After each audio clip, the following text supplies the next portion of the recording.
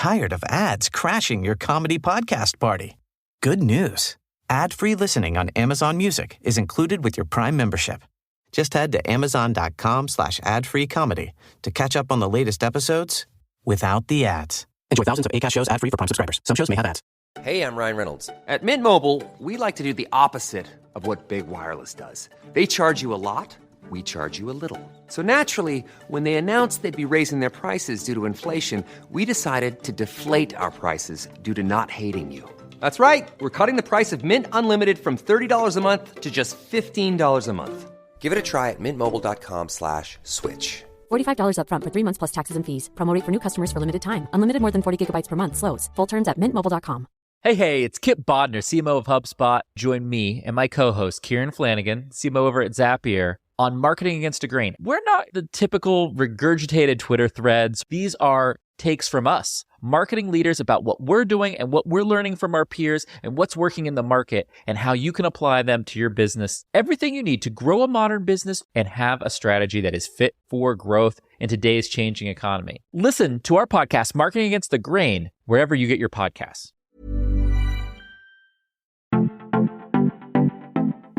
Testing 1 2 1 2. G'day, welcome to the Farms Advice Podcast. This is the year 2024, but I don't need to tell you that, but I do need to tell you this is our 4th season of the Farms Advice Podcast, passing on some new experiences, some knowledge, and some tools that you can use on your farm, and maybe even a laugh in between all these dry conversations within this. So we're ready to rip in to some dirt, office work, succession, ag tech, self-development, hiring and firing, and how to get that bloody crop to stand up and your sheep to stay in their paddocks. I'm Jack Creswell, and for the last 4 years have been producing 1 to 2 episodes a week. In 23, we got 49 episodes into the basket. We took December off, and then 3 weeks after that, because 23 was the year of identifying where burnout was for me, I think, on farm with the podcast, and just trying to, I make a lot of content myself, but I also try to absorb as much as I can to improve what we do, what you listen to, and to improve the content that I deliver out there as well. But 4 years, it's flown by. We're ready to get stuck into what we've done. Last year, I had a bit of a underlying theme of frameworks and processes. So hopefully you got a few templates that you could manipulate into your own scenario on your farm. But for this theme for this year, building capacity, I've been, a few people have talked to me and told me that how good of a subject or theme that it is for the podcast, and why it's so important for Australian farmers to understand that capacity is probably what's holding you back. If you're super stressed, you've got so much on your plate, and you look back, there's a team of 2 of you, you're managing 100,000 hectares, acres, 4,000 acres, depends how sort of intensive you are. It can be a lot, and there is so much that you need to cover off, and hopefully this podcast can help you tick a few boxes. So why do we want to do that? We want to help you as the 1, 2, 3, pretty well under 5 person teams out there, wearing 20 hats per person, trying to do each thing. And within that, you probably lose a bit of focus in what we are doing. We're doing it, but are we doing it to the standard, the level that we can do, optimizing everything, every square inch of our place, but also optimizing what we do in office, and doing a bit of a self-audit on what you do, even down to the programs you're using, to the people within your culture. Do you have a culture, or what sort of culture are you trying to harness? So the why and the who, and how will we deliver this for 2024? I'm going to sort of poke this in and around each sort of episode to get the most out of the questions that I have for guests, for myself. So if you think that you can formulate a really good question, Share them with me on Instagram at Farms Advice or Twitter, Facebook, wherever you find us. Or you can even email in if you think you can help build capacity for Australian farmers, producers at hello@farmsadvice.com.au. We'd love to hear from you. What's been going on our farm lately, just to let you know, we've actually gotten some good rain of late. I think we've put in the most well-timed pastures. I finished sowing at 11 o'clock and it started raining at 12 o'clock. Had a breakdown on the tractor, blew a tyre. The roller broke off from the world, so it was all happening whilst the rain was coming in. That's what's happening on our farm. So improved pastures. I love improving our paddocks from the ground level down and actually setting some sound foundations. But it's also a long process. If I could, I'd sell all the sheep, all the livestock, 10 years, have all your pastures well established so they can't smash them out within that. But that's the ideal scenario, isn't it? We need to make a bit of money on the farm as well as we go along. So little by little, we'll get there in the end. And I've seen a few farmers now, they've done a bit of annual reporting and they've exposed it or shown it on social media. What went well, what didn't, opportunities, weaknesses. So I'm actually going to go through and do that of what 2023 was for myself. I'm probably out in the paddock the most to see what was my time wasters, where we could save time, money, what jobs I need to be doing, could pass on, and how that sort of happens. I think I know you could do it in half an hour, you could do it in a full day as a family unit, as a farming unit with your employees. The employees, the farm hands, the lower level, they're probably the ones that can tell you the information, but possibly won't tell you until you ask. What do you think was our biggest time waster for 2023? Was it gates not shutting properly or something like that? Was it patching up fences where you should just blow it out and replace the whole thing? Or was it that you were meeting too much or not meeting enough? Where can you make money? Where can you work on the business? And how those working in the business can help you work on it. Another thing for the year, a bit of a milestone, was ticking over 10,000 followers on Insta. It's a bit of a metric that no one really does like to count, but I think as farmers, as a farming group, as a community, Farms Advice has built, that is a pretty substantial effort to get that far within. It is a very small world in Australian farming. Everyone seems to know everyone. You meet someone over in WA and they know one of your neighbours or something back home in New South Wales. So it's pretty nuts how it all works. But thank you to the 10,000 followers on Insta, wherever you follow the Farms Advice and wherever you pass on the Farms Advice. We know the impact that this is truly having. It can't be measured, all of it. I say I know 10% of the impact and 90% goes unseen.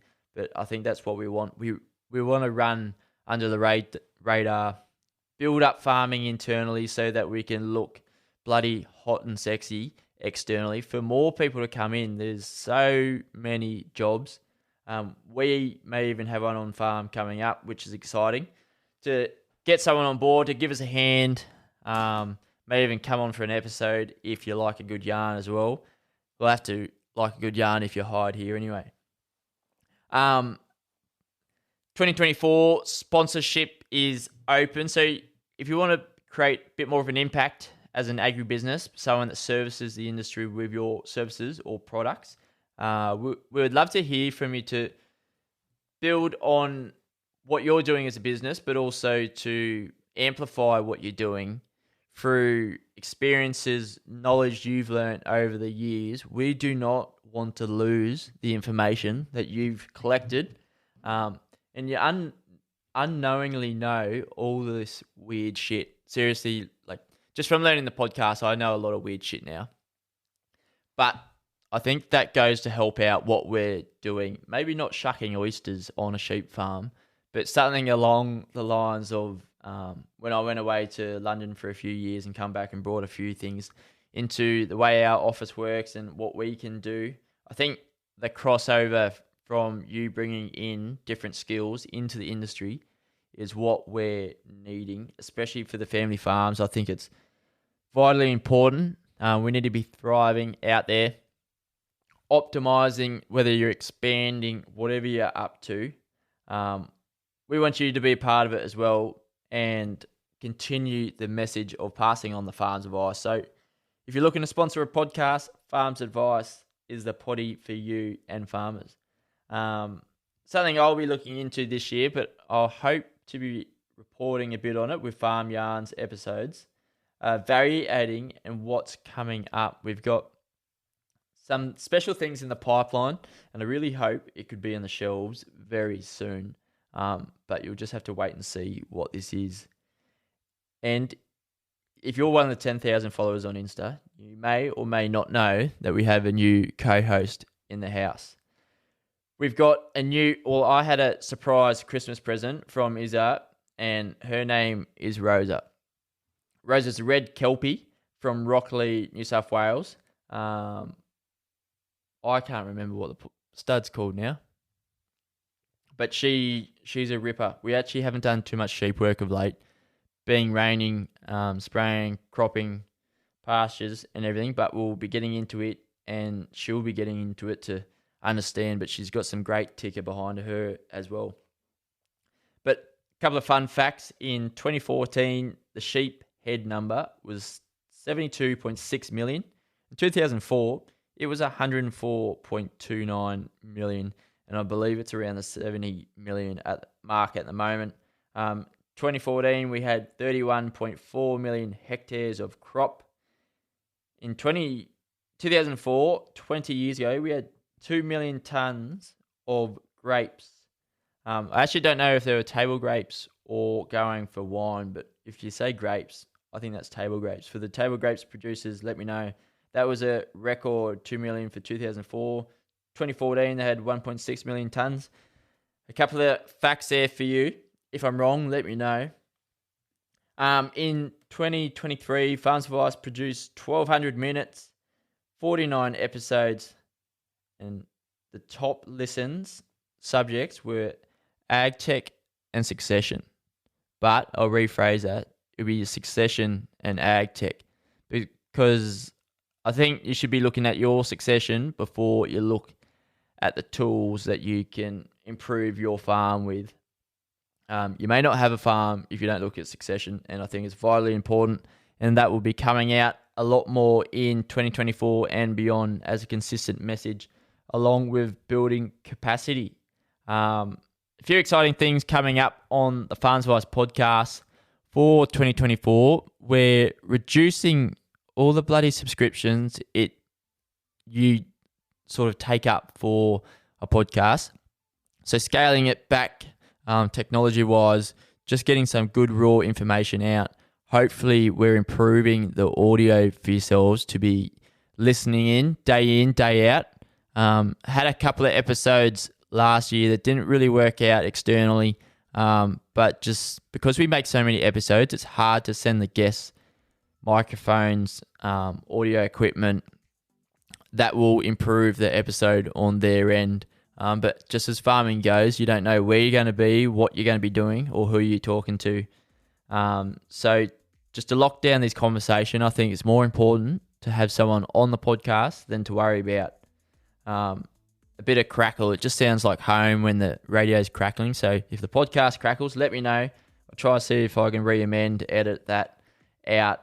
We're all about the 1%ers here. So if you think you can improve the Farms Advice podcast in 2024, I'd love to hear from you. In the meantime, there's about 50% of you are subscribed to the podcast on the podcast platform. So any favor I ask of you in 2024, it will just be that you subscribe to the podcast. That allows us to grow as a podcast, get the best guests on the potty, grow our studio here, maybe even do a few one-on-ones and a bit of traveling around if the old man lets me get out and about. We'll be out and about with the sheep throughout the year, the Rams. So hopefully we can lock down a few episodes when we do this and that. Events coming up, I'll get across to AgQuip for 2024. That's usually a pretty good one. There's a few other events I'd love to get down to. I think LambX is starting up as Lamb Producers. I'd love to get down to that one. I think it's down in Radelaide for this year. First year back in a couple of years or something. I think COVID broke it up. Well, I think that's it. 14 minutes of talking to myself. It's not the easiest. So if you want to be a co-host, let me know. Email Ian at hello@farmsadvice.com.au. See you next time and keep on farming.